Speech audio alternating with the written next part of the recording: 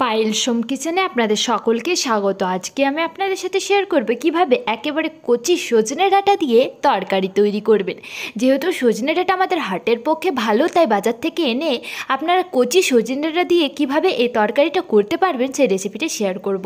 তার জন্য আমি 250 গ্রাম কচি সজনে ডাঁটা নিয়েছি, সেটাকে একটু লম্বা লম্বা করে কেটে ধুয়ে পরিষ্কার করে রেখেছি। অন্যদিকে আলুও নিয়েছি, সেটাকেও লম্বা লম্বা করে কেটে রেখেছি। প্রথমে আলুটাকে ভেজে নেব। তার জন্য গ্যাসে কড়াই চাপিয়ে সরষের তেল দিয়ে দেব 4 টেবিল স্পুন। তেলটা গরম হয়ে গেলে ফোড়নে কিছু না দিয়ে আমি ডিরেক্ট আলুগুলো দিয়ে দিচ্ছি। ফ্লেমটাকে মিডিয়াম টু হাইতে রেখে আলুটাকে একেবারে লাল লাল করে ভেজে নিতে হবে। আর এখানে আলুটাকে অর্ধেকটা সেদ্ধ করে নিতে হবে। আলুটা ততক্ষণে ভাজতে থাকুক, ততক্ষণে আমি একটা মশলা তৈরি করে নেব। তার জন্য একটা পাত্রের মধ্যে আমি নিয়ে নেব পোস্ত দানা। আমি এখানে 1/2 টিস্পুন পোস্ত দানা নিয়ে নিলাম, কালো সর্ষে নিয়ে নিলাম 1/2 টিস্পুন, 2টো কাঁচা লঙ্কা নিয়ে অল্প পরিমাণ জল দিয়ে মিহি পেস্ট তৈরি করে জল দিয়ে গুলে নিয়েছি। অন্যদিকে আমাদের আলুগুলো ভাজা হয়ে গিয়েছে, আলুগুলোকেও তুলে নিচ্ছি। কড়াইতে বেশ কিছুটা তেল ছিল, আমি আরও কিছু পরিমাণে তেল অ্যাড করলাম, প্রায় 4 টেবিল স্পুনের মতো আরও তেল অ্যাড করলাম।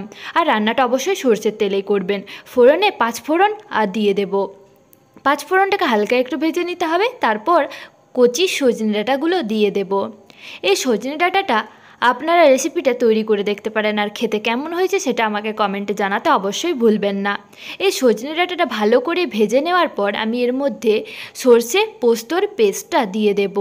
অল্প পরিমাণ বাটিটা ধুয়ে জলও দিয়ে দেব। তারপর সজনে ডাঁটাটাকে ভালোভাবে মিশিয়ে এভাবে করে রান্না করে নেব। প্রায় 5 মিনিট ধরে ফ্লেমটাকে হাইতে রেখে ভালো করে ভেজে নিয়েছি। এবার এর মধ্যে ভেজে রাখা আলুগুলো দিয়ে ডাঁটা আর আলুটাকে ভালো করে পোস্ত আর সর্ষের সাথে মিশিয়ে ভেজে নিতে হবে।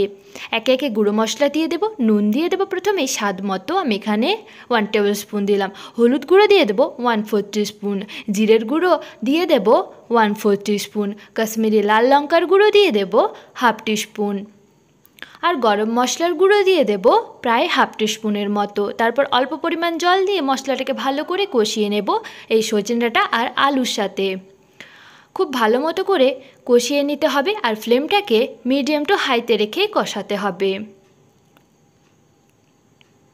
এভাবে করে কষানো হয়ে গেলে আমি এর মধ্যে এবার জল অ্যাড করে দেব। পরিমাণ মতো জল দিয়ে দেব সেদ্ধ হওয়ার জন্য। আমি এখানে 1 কাপ জল অ্যাড করব। তারপর হালকা একটু নাড়াচাড়া করে ঢাকা দিয়ে হতে দেব 15 মিনিট, ফ্লেমটাকে মিডিয়াম টু লোতে করে। ফিরে এলাম 15 মিনিট পর।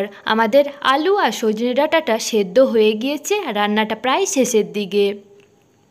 আপনারা ঠিক যেরকম ঝোল রাখতে চান ঠিক সেই রকম রাখতে পারেন, আবার তাছাড়া মাখো মাখো করতে চাইলে সেক্ষেত্রে সেটাও করতে পারেন। এভাবে দেখুন আলুগুলো আর সজনে ডাঁটাগুলো সেদ্ধ হয়ে গিয়েছে।